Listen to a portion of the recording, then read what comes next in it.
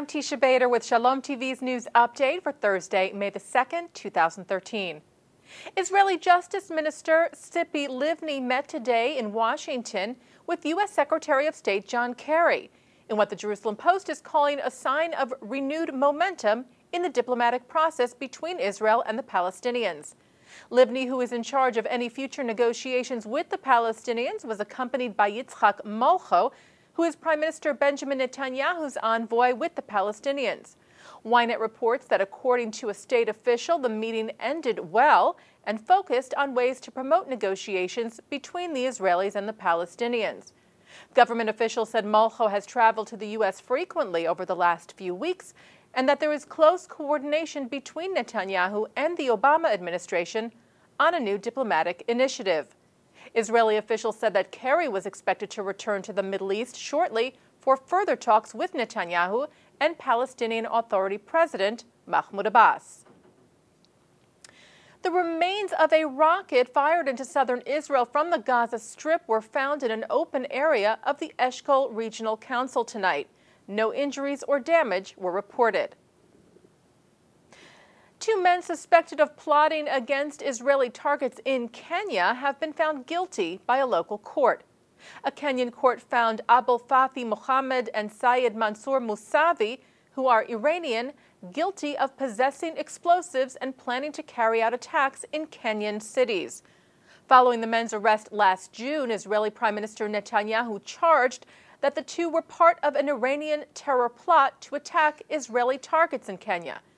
At the time of their arrest, Mohammed and Musavi had led police to a stash of 33 pounds of explosives in the coastal city of Mombasa, which is home to several Israeli-owned hotels. Kenyan officials say that along with Israel, American, British, or Saudi Arabian interests in the country may have been targets as well. The two Iranians, who are members of the Islamic Revolutionary Guards Corps Quds Force, have pleaded not guilty and will be sentenced on Monday. They face up to 15 years in prison. President Obama named two Jewish candidates today to top commerce posts in his administration, Penny Pritzker for Commerce Secretary and Mike Froman for the U.S. Trade Representative. Pritzker is the daughter of the co-founder of the Hyatt hotel chain and a real estate developer and major donor to the Chicago Area Jewish Federation. She worked as the Obama campaign's national fundraising chairwoman in 2008. Froman currently serves as assistant to the president and as deputy national security advisor for international economic affairs. The American Jewish Committee and the Latino Coalition announced a cooperative agreement yesterday to deepen and strengthen ties between the Jewish and Latino communities in the U.S. The agreement between AJC, the Global Jewish Advocacy Organization, and the Latino Coalition, a national group of Hispanic business owners, follows the recent national conversation on the state of Latino-Jewish relations, which was sponsored by the AJC. The national conversation was held this past March and produced a statement of Latino-Jewish joint purpose and action. Tom Kahn, who is chair of AJC's Latino and Latin American Institute, said, "From immigration reform to foreign policy, from education to philanthropic endeavors, and from economic to political empowerment, there is much that both communities can achieve for the benefit of our communities and U.S. society as a whole." And finally, a Gdolei Hador, a true leader of the Jewish people, Edgar Nathans III, was laid to rest today at the age of 91, with a very beautiful and elegant service being held at Sha'arit Israel in Manhattan. The congregation for which he served as Parnas, as president, for 23 years, and which his family helped to found in 1654 as the first synagogue in the United States.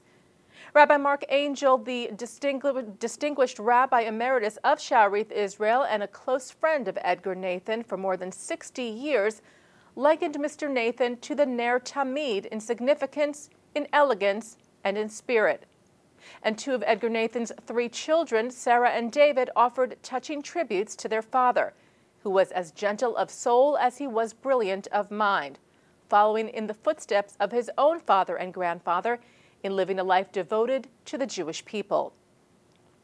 We at Shalom TV extend our condolences to Edgar Nathans' beloved wife, Ruth, to his 3 children and their families, including their cherished grandchildren. And a special note of sympathy to David Nathan, the current Parnas, president of Sha'arith Israel, who is a dear friend of Shalom TV President Mark Golub and a dear friend of Shalom TV, and a wonderful credit to his father, Zecher Tzadik Livracha. May the memory of Edgar Nathan forever be for a blessing. And that's Shalom TV's news update for Thursday, May the 2nd, 2013. I'm Teisha Bader.